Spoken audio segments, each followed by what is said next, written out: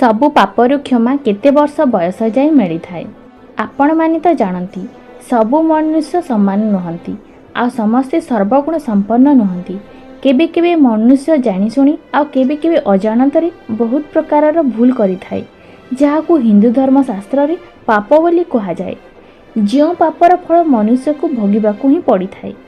किंतु आपण माने भी सुनिथिबे कहा जाए छोट छुआंको पाप लागी न थाए, जार वर्णना हिंदू शास्त्र रे मध्य देखिबाकू मिली थाए। ताहेले चलंतु जानिबा केते वर्ष जाए करुथिबा पाप छुआ मानकू लागी न थाए। पौराणिक कथा अनुसार मांडव्य नामक एक ऋषि थिले। से खंडवन रे निज आश्रम रे बास करुथिले। गोटे दिन ध्यान करुथिबा समय रे किछि चोर दौड़ी दौड़ी आसी तांको आश्रम रे पसिगले।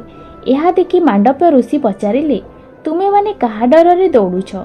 एहा सुनी जणे चोर कहिला, महर्षि आमे माने बेपारी अटु, आम पछरे किछि चोर पड़िछंती, आमठारु धन छड़ाई नहीं आमको मारिबा पई चाहुछंती, दयाकरी आमर रक्षा करतु। एहा सुनी मांडव्य ऋषि तांको कथा को सत भाबी तांको कहिले, तुमे निजर धन मो कुटियारे लुचेई दियो आउ एठारु चली जाओ। एहा सुनी चोर माने चोरी करिथिबा धन को ऋषिंको कुटियारे लुचाई देले आउ सेठारु चली गले। किछि समय परे सेठारे सही राज्यर किछि सैनिक पहुँचिले आ ऋषिंको कुटिया को धन खोजिबा पई पसिगले। तांको कुटिया को पसिबा मात्रे तांको धन भरा थली मिलिगला।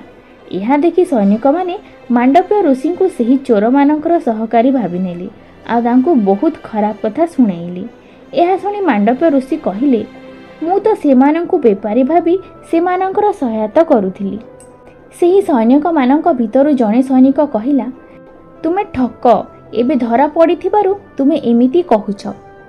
तुमर विचार आमर राजा करिबे। आउ सेमाने तांको राजांको पाखकु नेई गले। आउ सेमाने राजांको पाखकु पहुंची तांको सबु कथा कहिले।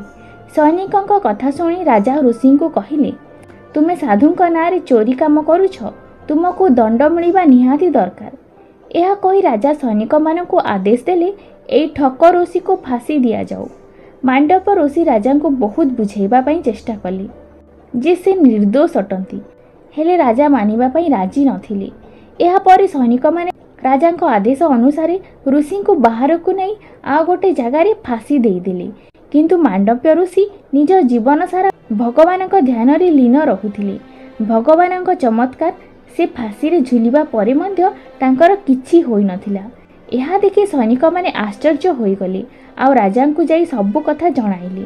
एहा सुनी राजा निज भूल पश्चाताप कले आ से मांडव्य ऋषिंक पाखकु जाई क्षमा मागिले। से ऋषिंकु कहिले, हे साधु, मु बहुत बड़ भूल करि देइछि, मु आपनकु चिन्हि पारिली नाही, दया करी मते क्षमा करि दियंतु। राजांको कथा सुनी मांडव्य ऋषि कहिले, मु तो आपनकु क्षमा करि पारिथांती, किंतु मु आपनकु जमारु क्षमा करिबिनी। एहा कही मांडव्य ऋषि निज तपबଳରେ जमलोकरे जाई पहुँची गले आ जमराजंकु पचारिले, हे जमराज, मु तो मो जीवन सारा केबे मध्य पाप करि नाही, तेबे मते काहेकि बिना दोषरे फांसी दिया गला? मते क्यों जन्मर पापर फल भोगिबाकू पड़ुछि? जमराज कहिले, हे महर्षि, आपण छोट बेले कीटपतंगर पछभाग को फोड़ी तांको मारी देउथिली, सेथिपई आपणको एही दंड मिलिछि।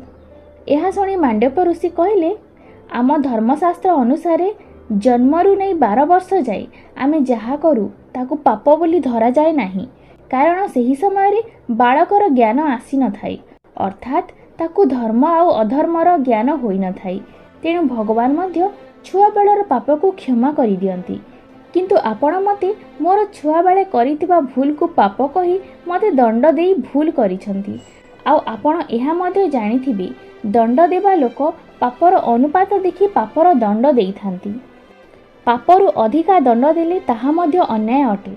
जिए न्याय दिए सीए जदि अन्य प्रति अन्याय करिबो तेबे एहा मध्य सबुठारु बड़ पाप अटे।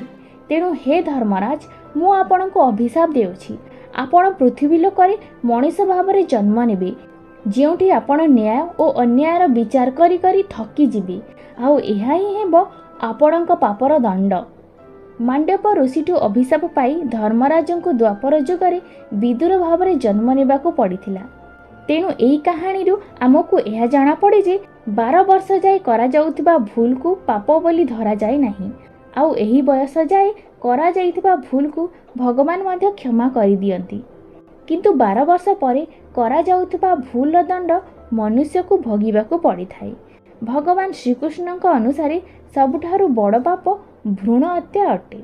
महाभारत युद्ध समाप्त हेबा परे जेतेबेले द्रोणाचार्य पुत्र अश्वत्थामा उत्तरांक गर्भरे बढ़ुथिबा शिशु उपरे ब्रह्मास्त्र प्रयोग करी तार हत्या करथिले सेतेबेले भगवान श्रीकृष्ण सबुठारु अधिका क्रोधित होइथिले। आउ अश्वत्थामा को महापाप बोली कहिथिले, कारण से जने जन्म होई नथिबा शिशु को हत्या करथिले, जार दंड भगवान श्रीकृष्ण अश्वत्थामा को निजे देइथिले। तेणु मनुष्य पाप करिबा पूर्वरु दंड को डरिबा उचित। आमे जेउ बयसरे थाउ ना काहेकि एमिति कर्म करिबा उचित जेउथिरे समस्तंकर भल हेबो। आपणको कहानीटी केमिति लागिला कमेंट माध्यम रे निश्चय जणाइबे। जदि कहानीटी भल लागिला लाइक शेयर करिबे। आउ एमिति भल भल कहानी देखिबा पई मो चैनल को सब्सक्राइब करिबे। जय जगन्नाथ।